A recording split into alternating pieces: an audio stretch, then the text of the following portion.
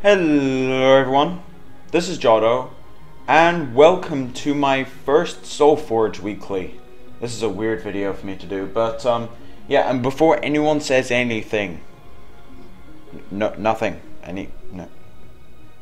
Anyway, this will not interfere with my Hearthstone schedule in any way. Nothing. This is a show I want to do on Thursdays when I do no Hearthstone related things. And it's not going to be every Thursday, I'm going to try and do every Thursday, but it's probably going to be every other Thursday in the end or something like that. Anyway, it's going to be roughly weekly. I mean, if I get a lot of positive feedback on it, then I'll do them weekly. Otherwise, I'll do them every so often. But anyway, so the game currently being shown at the moment, well, kind of, it's the daily login reward for it, is Solforge. Now, Solforge is a game made by Stoneblade Entertainment, which is a indie developer who has a lot of very experienced like TCG pro players and designers.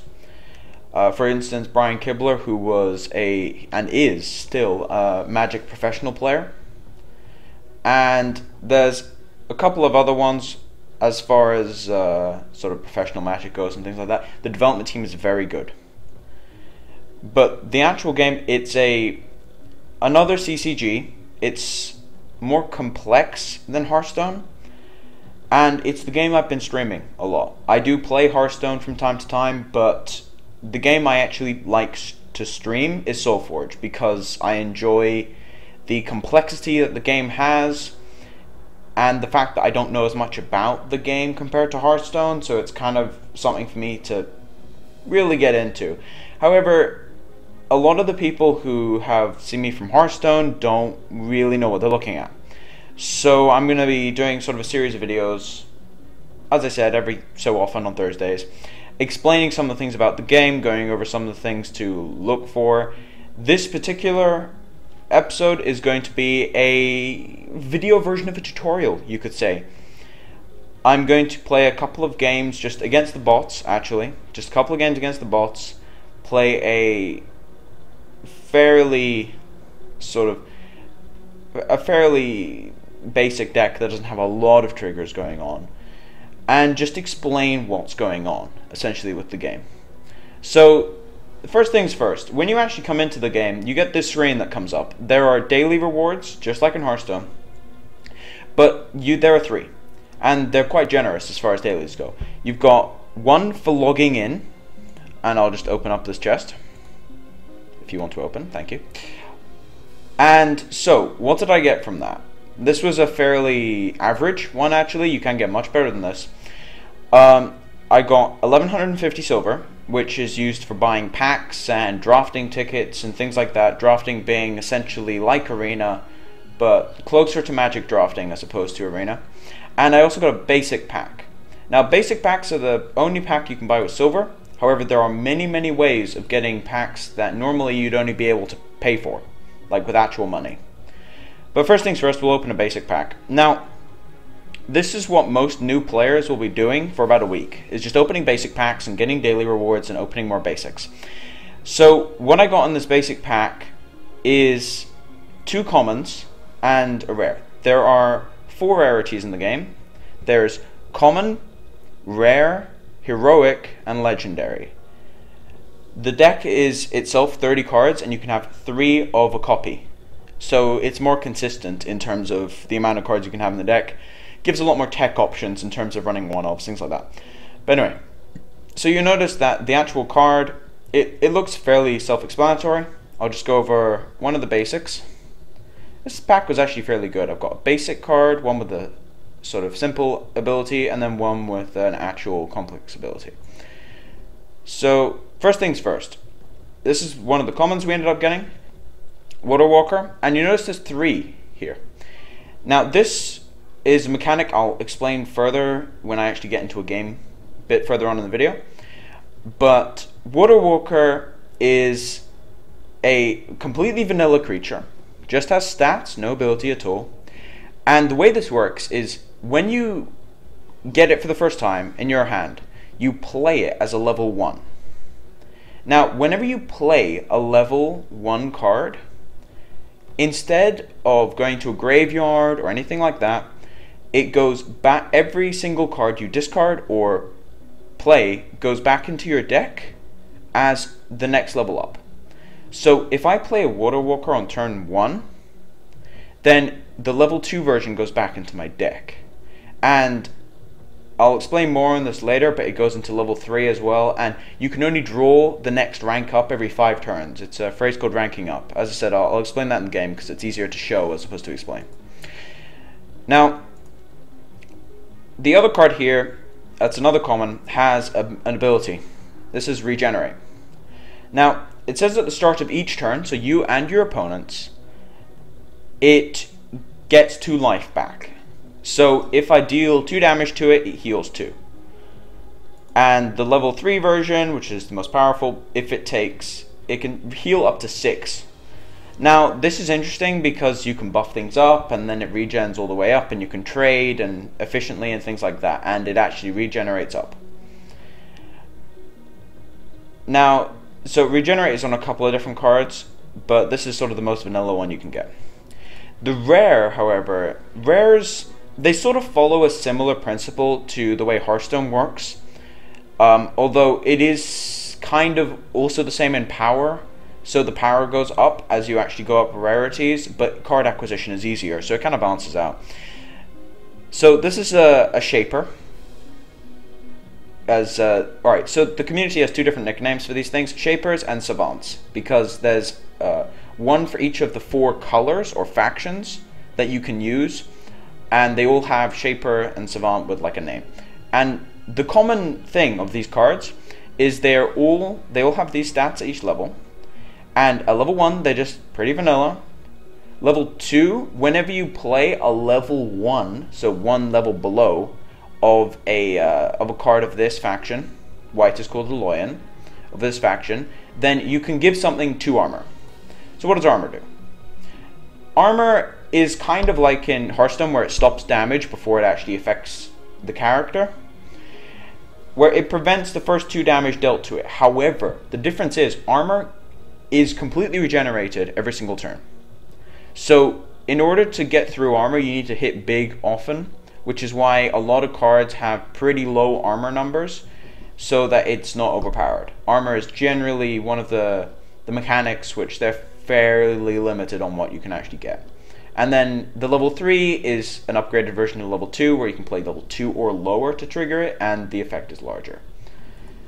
But anyway, so that's what you get in a basic pack. Most people will be opening these for about a week, as I said, because it's an easy way of getting cards early, getting a lot of the commons and rares you need to get. Now, before we go into an actual game, I'm going to show the sort of the tabs over here. Campaign is not out yet. It's still in beta, so single player mode is not out.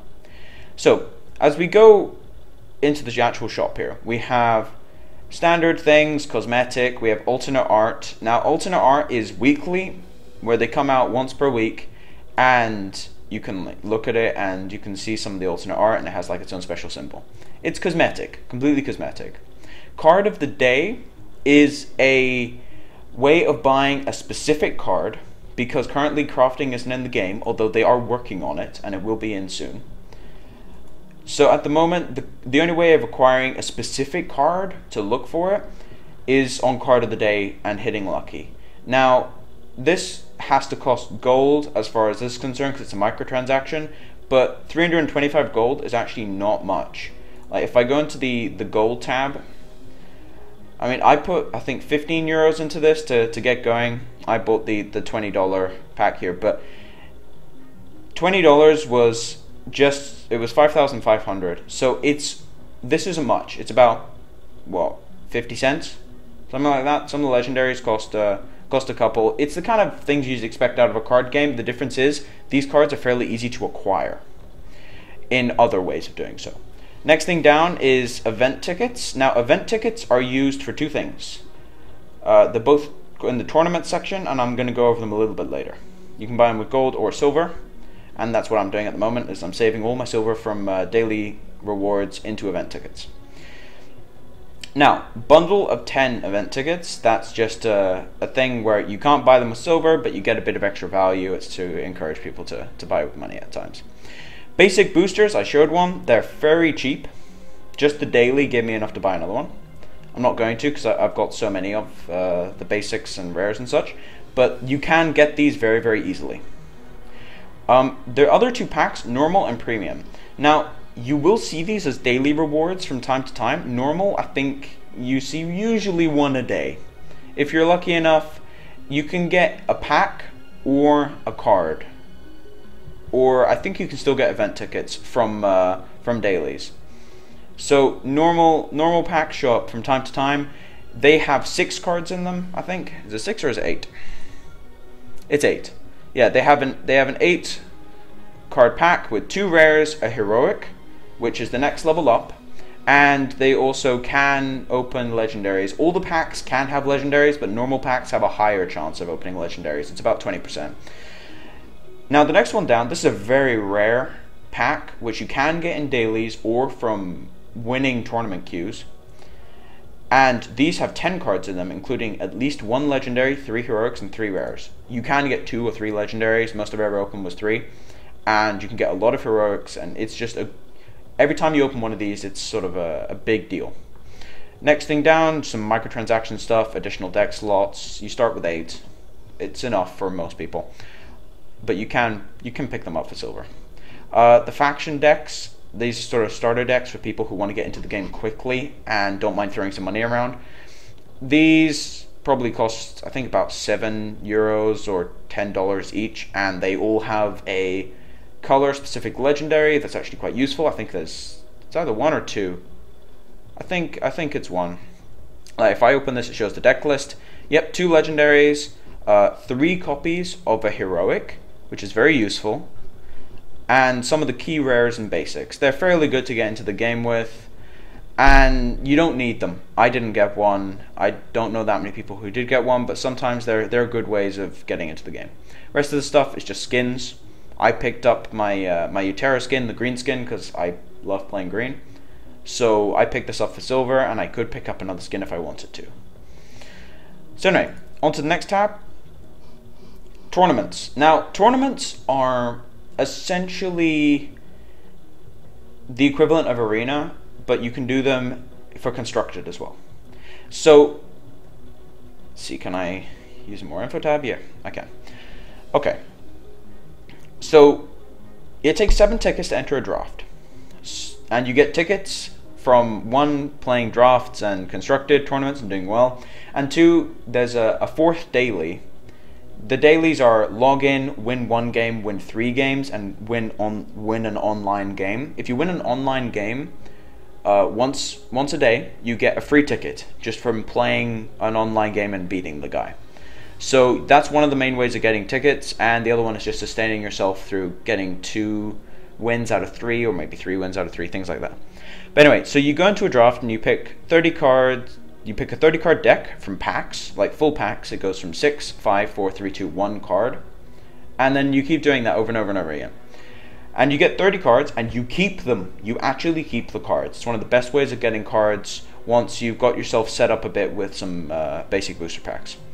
And then you play three rounds and you get prizes. So 3 wins, you get 9 event tickets. You put in 7, you get 9 back, and you get a premium booster pack. So guaranteed legendary, heroics, everything, and anything you drafted. 2 wins, 5 event tickets, and a normal pack. Still a very good conversion rate, because you can do, if you go 2-1 every single time, you can do a draft every 2 days and get a free normal and a bunch of rares and heroics and things like that. 1 win is 3 event tickets, but you still get a normal pack, and even if you go 0-3, you still get a normal booster. Now, for constructed, you take your own deck in. You can't change the deck. You take your own deck in. It only costs 3 event tickets, but the rewards are less because you can play them through faster and you have more control of the variants. So 3 wins, 4 tickets, and a premium. This is one of the best ways of getting legendaries once you're really set up in constructed. That's what I do at the moment to get legendaries, is try and get as many 3-0s as possible, or 2 1s. 2 is 2 tickets, so you only lose 1 ticket. If you go 2-1 every single day, you can do 1 a day forever. And you get your normal booster pack, You can open legendaries, bunch of heroics. It's really good in the card acquisition. 1 win, you still get your pack, and 1 ticket, and 0 wins, you still get your pack. So there are very good ways of acquiring cards.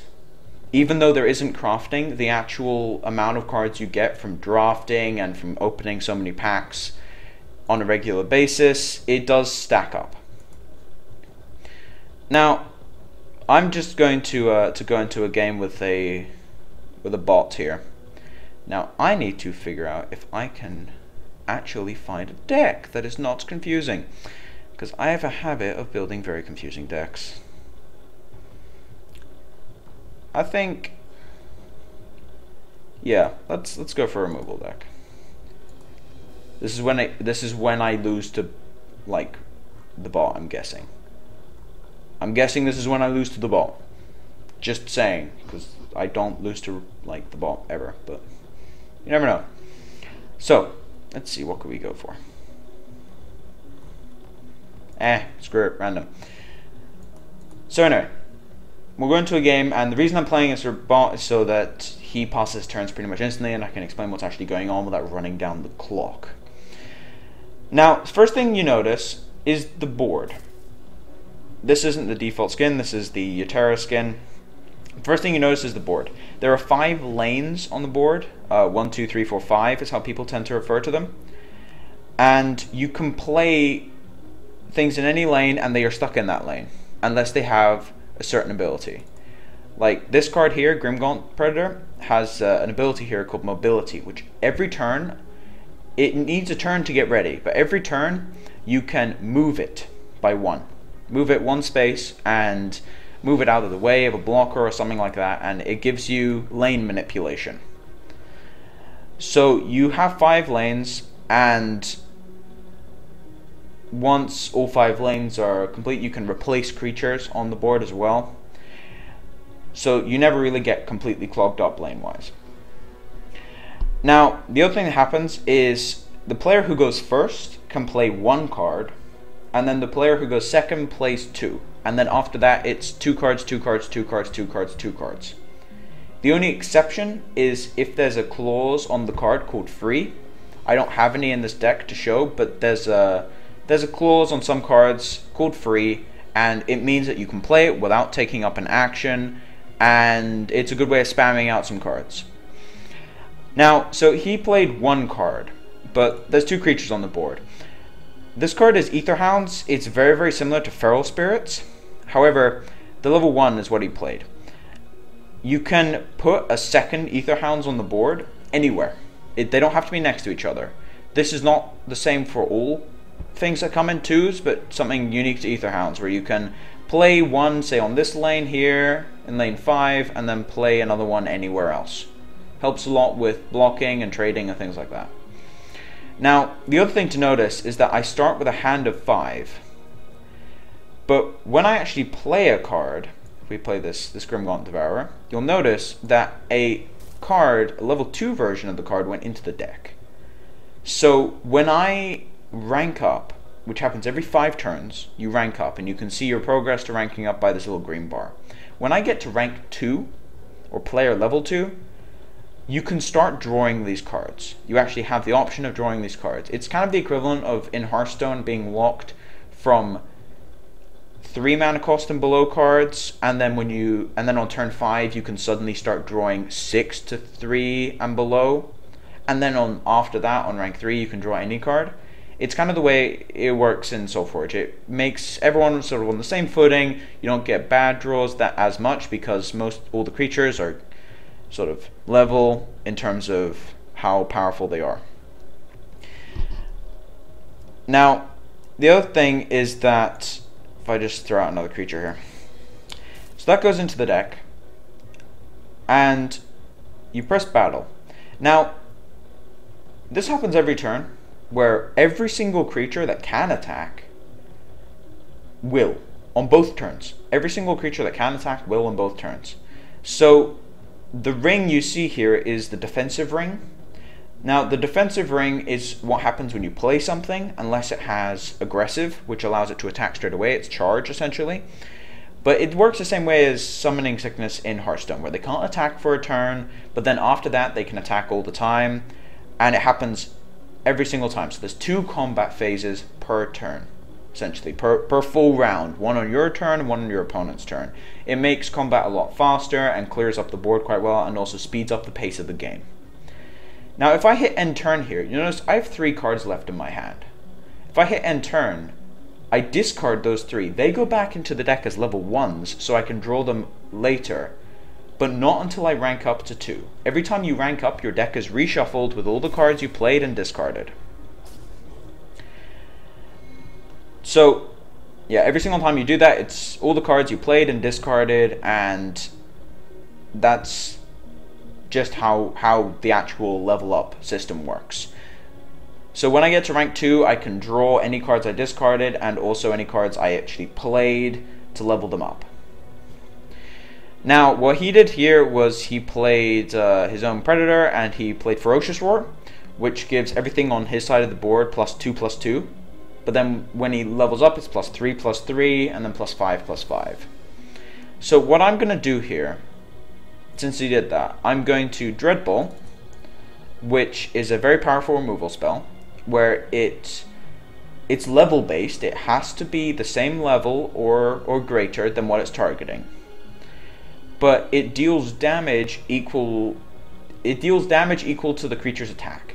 So if I Dreadbolt this Predator, which is a 7/7 that I can't deal with, it will take 7 damage from its own attack and die. And this is one of the best removal spells you can actually use in this color. So something else that happened there is, this is why Predator is good, is Predator, I can just show original and show current. So this is the original version. It's a 5/5. It has mobility 1, but whenever a creature opposite it, so in the lane opposite it, dies, it gains a boost. And that boost goes up per level. It goes from 2 to 4 to 6. So because I killed something else opposite to it, it gained an attack and defense boost and went up to a 7/7.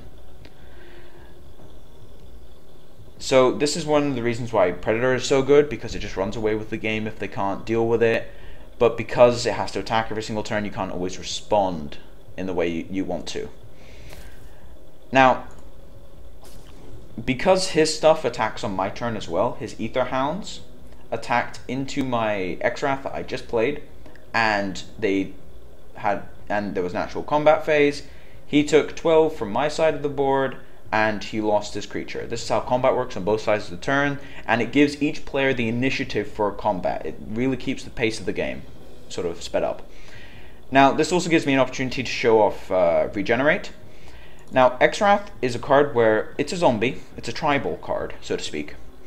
And let's see if I show the original here. Whenever X-Wrath is on the field, zombies you control gain Regenerate 2. It applies to him as well because he's a zombie. Now, in this case, because I have 2 of them, they stack. So when I end my turn, instead of gaining 2 life back, they gain 4 life back. And it happens in between turns to keep up with the pace of the game. It's the double combat phases that allow things like that to actually happen.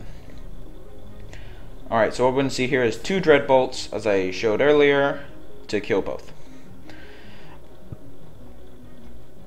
So what I'm going to do is play Predator over here, because then I can move to either this lane or this lane next turn.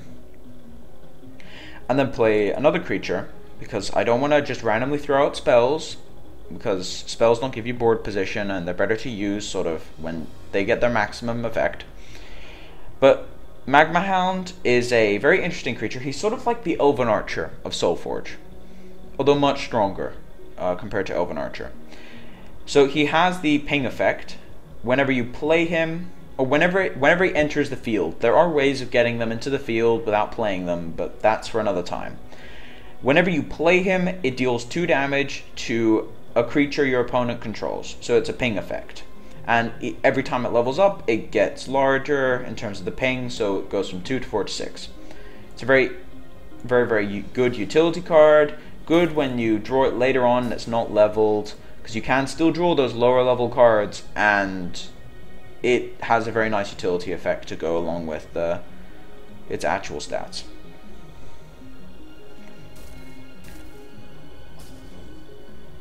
Okay, so what I'm going to do here is actually showcase another card here, which is very, very good, is Epidemic. Epidemic is a AoE spell, which, well, it does what it says. It gives all my opponent's creatures -2/-2, and then when it levels, -4/-4, -6/-6. So what I do here is move the Predator over, and then Epidemic, which kills his Echo Wisp, which is another adjacent card. So along with the Ether Hounds, Soul played Echo Wisp, and he got another copy, and they make up for it by having really, really low health. But they're really good at blocking because they have high attack. Now, for the rest of my turn, I can either Dreadbolt just to level it against his deck because he played 2 Predators and I want to be able to deal with those, or I can play another creature. I think I'm going to play the Dreadbolt because I keep some board position and I get to level it just before ranking up. Now, if I end my turn here, this bar will tick over up to 2, and I'll go into player level 2. Now, my deck just got reshuffled. So as a result, I drew the Magma Hound. It's on the board, I leveled it, and now I drew it. And I also drew the Dreadbolt, which could have been one of the ones I leveled, and I can play it now, which lets me kill his Predator. And so as a result, the game still ramps up, sort of like the way mana works in a lot of other card games. But it ramps up without sort of the principality of getting mana screwed or things like that a lot of these games have. In Solforge, it has a couple of other issues where you can sometimes draw all level 1 cards or in player level 3 and things like that, but that's variance, and the fact that there's not as much variance is, I think, what I like about the game. Now here I'm going to showcase Magma Hound's ability, where I can trigger on this Weirwood Patriarch, and as a result my Magma Hound level 2 will kill it because I dealt 2 extra damage. Now I should have played the Magma Hound here so I could move my Predator and put the Predator here and whatever. Still gets Dread Bolted. Okay. So he got to play his Echo Wisp again because he drew it.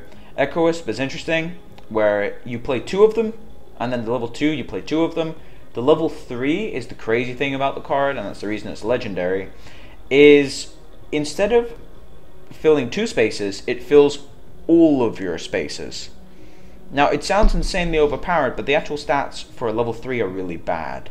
As we'll see some of the other level 3s, like if I look at my X-Wrath level 3, it's a 14-15, and things like Magma Hound level 3, even with its effect, is still much larger. So it makes up for it by the fact that very vulnerable to AoE and quite low on stats. Now this is what I mean. So I'm in player level 2, however I can still draw all level 1 cards, which means a lot of the better decks are more focused on being able to have good level 1s later in the game. So what I think I'm going to do here is just block this with an X-Wrath, level up my X-Wrath, and then play another card, Stormbringer. Now, Stormbringer is one of the more complicated cards in the game, so I'm going to try and simplify this one. But it's a card where every time, alright, at the start of every turn, so you and your opponents, it randomly moves to another lane and deals 2 damage opposite it, which turns into, is it 4 and then 6? Yeah, 4 and then 6. Now, a lot of people think, well, this is a problem with RNG, and arguably it is. However, if you actually look at the board position right now, this is not uncommon, and decks that play Stormbringer generally play like this. When I end my turn here, there's only 2 places that this Stormbringer can go, which is one of these 2, because it has to move to a different lane. So it's going to move over to one of these 2 lanes, and this kind of ability with lanes actually helps you reduce the amount of variance that you can have impacted. And this is one of the cases of the bots being terrible, where he just dread bolted my X-Wrath, which wouldn't kill it, and then played a Predator in front of it, where he could have just left the X-Wrath to attack Predator. Anyway, besides the point. So in this case, I drew the 2 level 3s at player level 3, which is very, very good, and I want to protect my Predator. So I'm going to put Predator over here, and then put the X-Wrath in front of it to offer a trade. And by doing this, it means that the Stormbringer, it has to end up here, which means he can trade, but the only other option was sacrificing my Predator, and I'd rather keep it alive.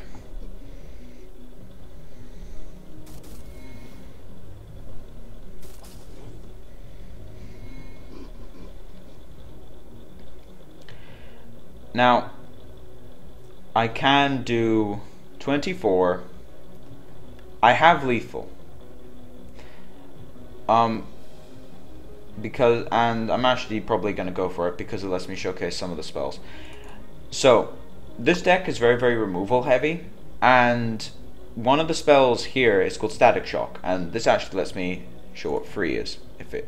Is it keyworded? Okay, I'll just explain it. So, Static Shock doesn't do much. Deals 1 damage, and then 2, and then 4. Doesn't do much. But the reason it's good is because the next spell I play doesn't take an action. It's free.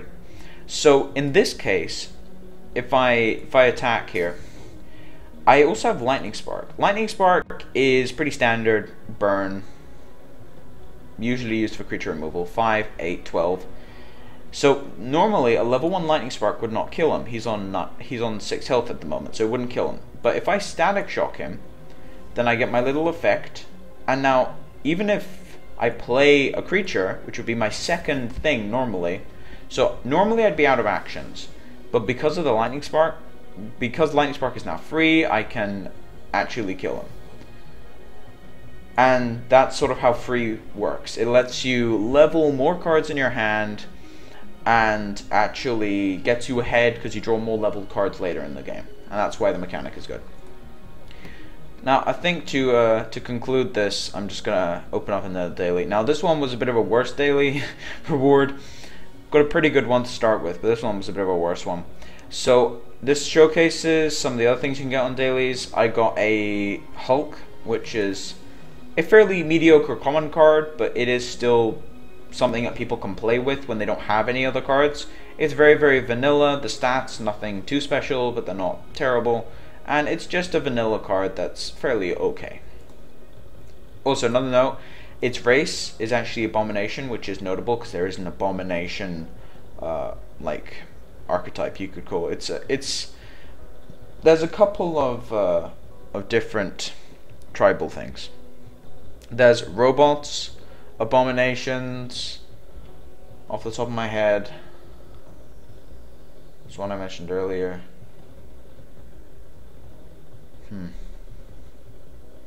I'm stuck at the moment. Anyway, there was one I mentioned earlier. There's a couple of them. And they all have various different bonuses. It's not just boosting, for example. The robots ones, they focus more on augmenting and playing them for free, for example.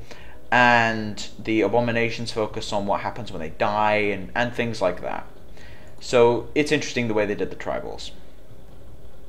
But anyway, thank you all for watching. And as I said, these are videos which I am not going to take time out of Hearthstone to do so. I'm just going to make them for people who are interested in Solforge. I don't mind people being interested in Hearthstone and ignoring these ones, by all means.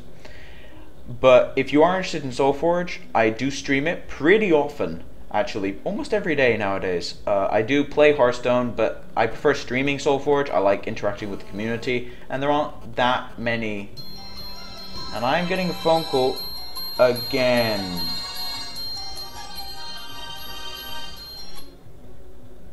I